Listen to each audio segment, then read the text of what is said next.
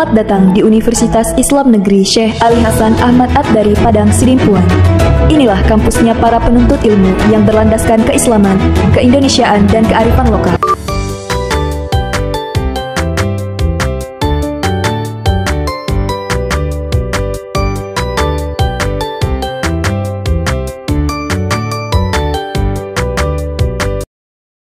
Assalamualaikum warahmatullahi wabarakatuh. Yang saya hormati Bapak Ibu penguji uji kinerja PPG dalam jabatan Batch 2 Pendidikan Agama Islam tahun 2024. Perkenalkan, nama saya Hayati, NIM 24211000334. Tempat tugas saya di SDN 104270 Sukasari.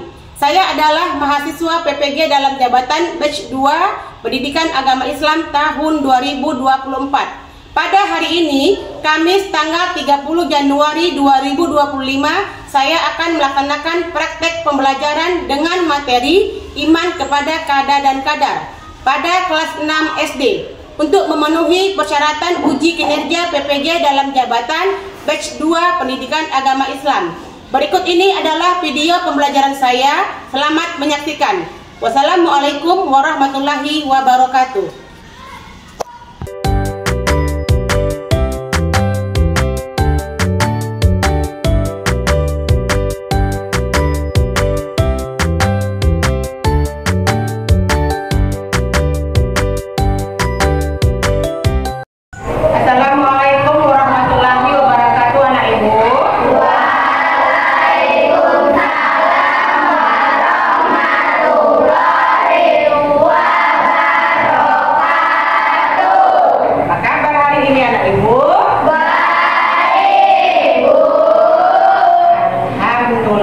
Itu yang Ibu harapkan untuk kamu semuanya.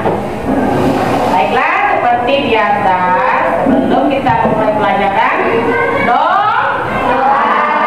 Ya, kami berdoa. Ya, ke depan.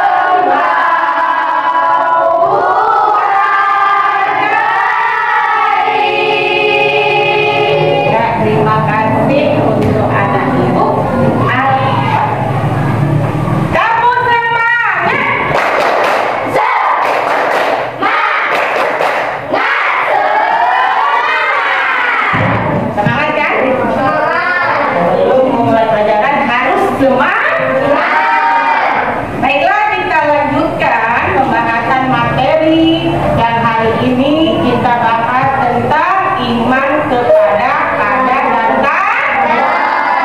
Materi sebelumnya yang kita lewati adalah iman kepada hari akhir. Yang kali ini kita masuki bab selanjutnya, yaitu iman kepada qadar dan qadar. Sebelum nantinya Ibu paparkan dalam video pembelajaran, ya, nanti kita akan praktikkan sama-sama, disimak masing-masing apa arti iman, apa arti qadar, dan jenis-jenis dari qadar beserta contoh-contohnya. Terlebih dahulu Ibu tanya ke kamu, apa itu hari akhir? Siapa yang tahu? Tangan, jawab. Hafiz, baca hari akhir. Ayo, ayo nak yang semangat. Siapa yang tahu? Cepat jawab. Akhir atau hari kiamat adalah hari saat Allah Subhanahu wa Ta'ala nanti. Iya, itulah jawabannya yang tepat. Alhamdulillah. Nah, kita menjawabnya. Jadi hari akhir adalah hari kiamat, di mana semuanya akan hancur, akan musnah. Jangankan gunung yang besar,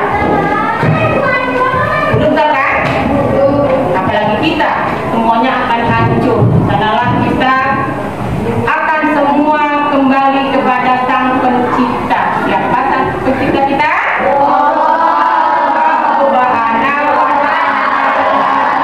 Itulah tadi pengertian hari akhir. Kalau yang kita bahas hari ini, hari atau penentuan qadar dan qadar. Siapa yang tahu apa itu qadar? Yang tahu ayo buka.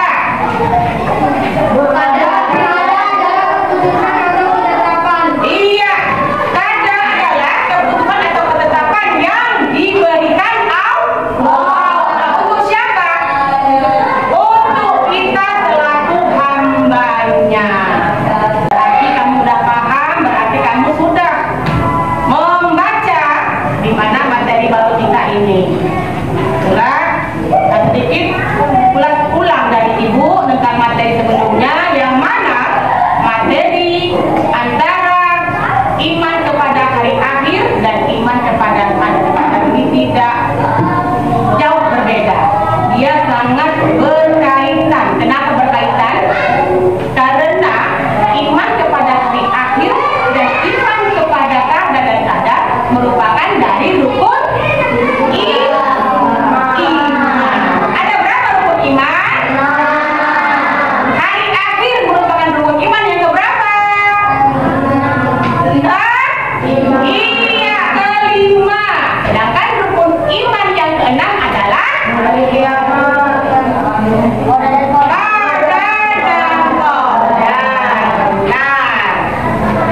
dia tanggap, ya. Baiklah, di sini Ibu akan lebih jelaskan pemaparan tentang iman kepada qadar dan qadar. Kamu perhatikan di papan tulis kita atau blackboard kita ada media pembelajaran berupa video. Di sini kamu nanti dapat lebih memahami apa itu iman, apa itu iman kepada qadar dan qadar tentunya, dan juga contoh-contohnya, dan juga nanti terakhir adalah hikmahnya. Kamu bisa mengambil hikmah dari segala contoh-contoh qadar nantinya. Ya, perhatikan semua ke depan. Pengertian qadar dan qadar. Qadar adalah keputusan atau ketetapan Allah terhadap semua makhluknya.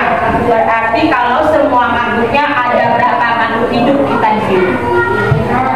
Ada berapa makhluk hidup? Tiga. Apa saja, Tifa? Manusia, tumbuhan, dan hewan. Iya, manusia, tumbuhan, dan hewan. Ketiga-tiganya ini makhluk hidup. Kenapa dibilang hidup? Ayo, dia bernafas. Dia makhluk hidup. Firman Allah yang mengatakan tentang qadar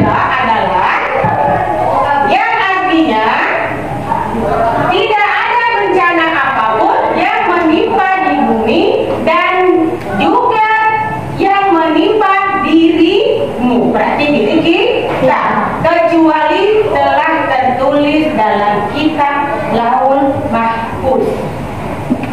Sebelum kami mewujudkannya, sesungguhnya hal itu mudah bagi Allah. Mudah bagi Allah, karena Allah itu maha segala-galanya.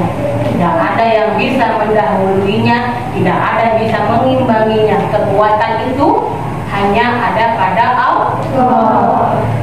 Kamu kuat mengangkat apapun yang dalam kamu angkat, Allah lebih kuat.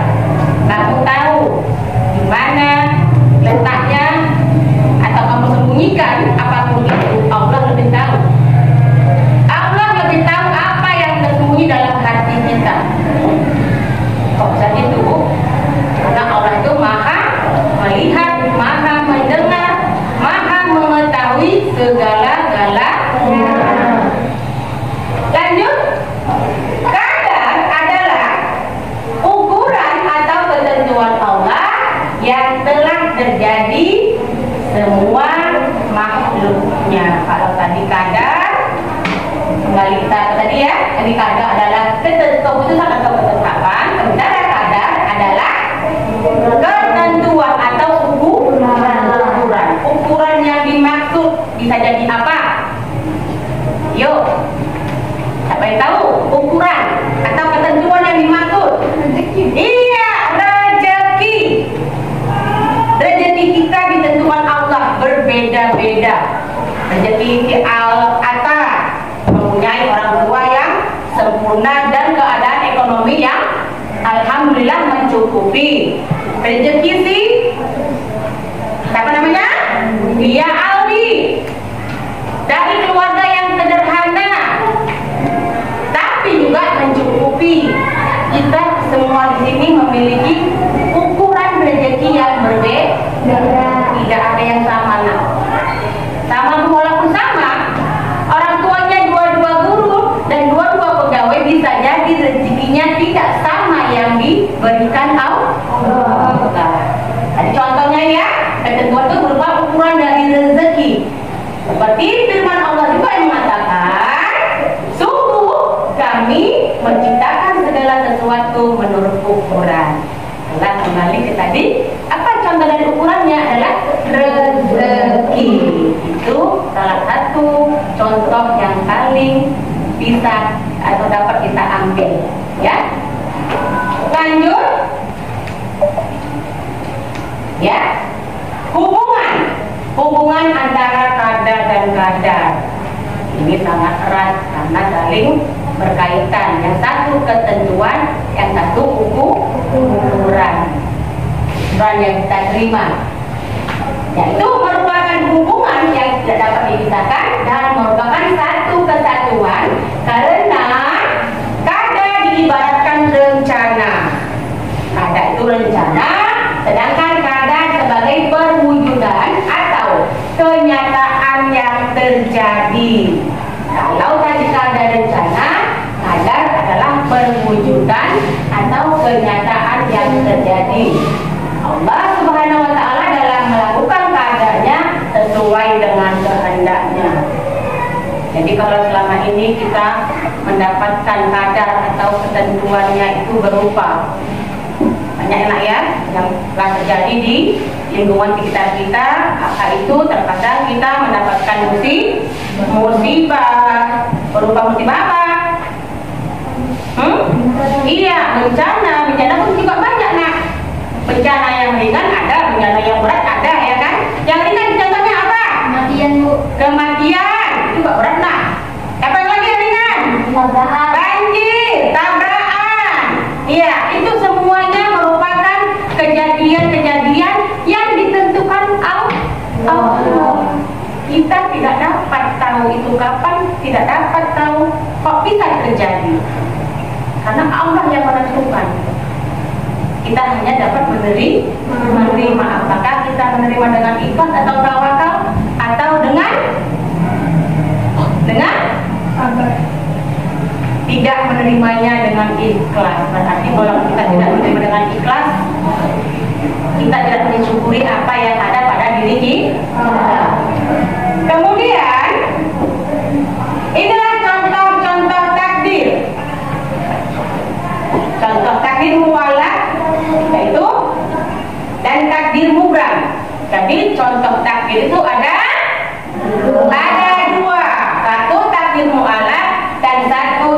takdir mubram. Takdir mualaf adalah ketentuan Allah Subhanahu wa Ta'ala yang dapat diubah oleh manusia. Jadi contoh takdir mualaf itu takdir yang dapat diubah oleh manusia. Contohnya orang malas, orang malas belajar dapat menjadi rajin belajar, menjadi pintar. Ini dalam kehidupan kamu yang nyata. Yang bodoh awalnya, yang nggak tahu apa-apa, karena dia ingin merubah dirinya menjadi lebih baik, dia mendapat nilai yang baik, ya kan? Kebalikannya, yang rajin belajar biasanya senantiasa mendapat nilai tinggi dan pujian dari guru, karena dia belajarnya malas, berubahlah dia, nilainya pun dapat rendah, ya kan? Ini dalam kehidupan yang nyata, sering terjadi, sudah terjadi dalam diri kita. Makanya takdir ini apapun yang kita alami, itulah takdir kita, diri kita, ya. Lanjut, takdir mubram. Takdir mubram adalah ketentuan dari Allah yang tidak dapat diubah oleh manusia. Salah satu contohnya adalah kematian. Kematian itu merupakan kiamat kecil, ya. Dan juga kiamat besar itu merupakan kiamat yang hancur, adalah yang diiman kepada hari akhir. Itulah kiamat yang sebesar-besarnya terjadi, akan hancurnya alam semesta ini serta isi-isinya. Itulah yang dinamakan dengan kiamat besar. Selanjutnya di sini ada hikmah beriman kepada qada dan qadar. Dengan kita beriman kepada qada dan qadar, kita mempercayai adanya ketentuan Allah, adanya takdir-takdir yang kita terima itu semua dari Allah. Dengan musibah yang menerpa kita, yang selalu kita hadapi, kesusahan, kesulitan, itu merupakan ujian yang mendasari dari takdir tadi, nak, ya. Dengan demikian kita diharapkan senantiasa bersyukur atas segala nikmat yang diterima dan berusaha menerima segala cobaan ujian yang menimpa diri kita. Kita selaku makhluk Allah diwajibkan mensyukuri apa yang kita terima, baik itu susah ataupun senang. Janganlah kita menggerutu ataupun menyesalinya, kok kayak gini ya nasib kita, kok gini ya nasibku. Semua itu ada hikmahnya. Di balik kesusahan ada kebahagiaan. Di balik kebahagiaan juga ada kesusahan, jangan salah. Makanya kita senantiasa koreksi diri, apakah diri kita sudah sempurna atau belum. Kalau memang belum sempurna, perbaiki. Kalau memang sudah sempurna, syukuri dengan mengucapkan alhamdulillah. Setelah tadi anak ibu ya berupa pemaparan dari hikmah atau iman kepada qada dan qadar.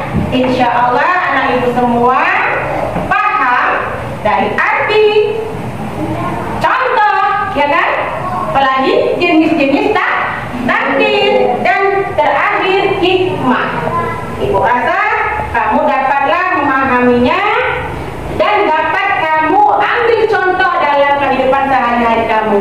Oh, yang ini berupa takdir ya. Oh, yang ini merupakan ketentuannya dari Allah atau qada ya. Jadi ibu harapkan kamu dapat bisa membandingkan antara qada dan qadarnya. Alhamdulillah. Ibu, kalau sudah paham dengan materi yang ibu paparkan, di sini ibu akan membagikan LKPD ke tiap kelompok. Kelompok 1, kelompok 2, dan kelompok 3. Di sini kamu akan mendiskusikan hasil dari pembelajaran nantinya, hasil diskusi kamu, nanti kamu bertanggung jawabkan atau kamu presentasikan di kelas. Bisa nggak Ibu? Bisa. Kurang semangat ya, bisa nggak Ibu? Bisa. Itu baru semangat anak Ibu. Jangan ngantuk-ngantuk ya. Oke, di sini ada kelompok 1, pengertian kata dan kata berbuatlah bentuk dalam bentuk tabel. Ya, disuat kamu. Kelompok 2 boleh dikerjakan. Buat juga bentuk tabel perbedaan kata dan kata. Untuk kelompok 3, di sini tugas kamu adalah mendefinisikan atau contohnya dari kata itu apa, kata itu apa. Buat juga dalam bentuk tabelnya sesuai dengan contohnya masing-masing. Setelah ini nanti Ibu kasih waktu kira-kira 10 menit. Bisa kamu kerjakan, bisa kamu diskusikan apa-apa saja pengertiannya, perbedaannya, dan contoh-contohnya. Kamu diskusikan, kamu tuangkanlah dalam LKPD tersebut secara sempurna. Bisa nggak, Ibu? Bisa. Oke, bisa dimulai dari sekarang. Ayo. Boleh ya, pakai diwarnai boleh ya.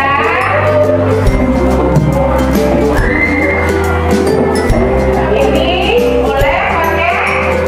Ya, cari apanya? Kerjakan secara berkelompok, diskusikan.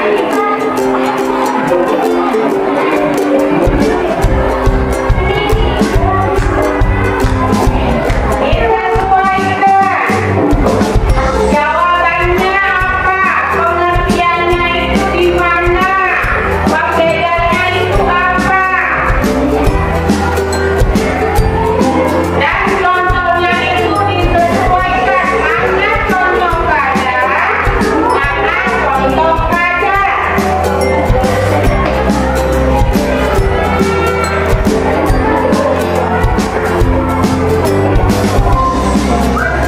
Ayo diskusikan.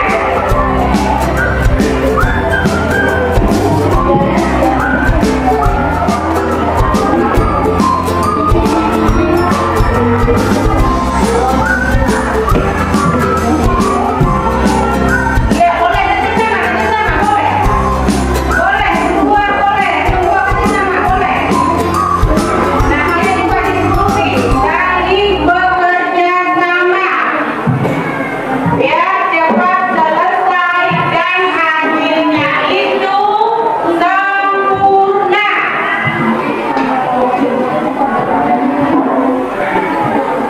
Jadi kan kenapa gimana boleh kerjasama? Cari jawabannya. Ditulis di situ.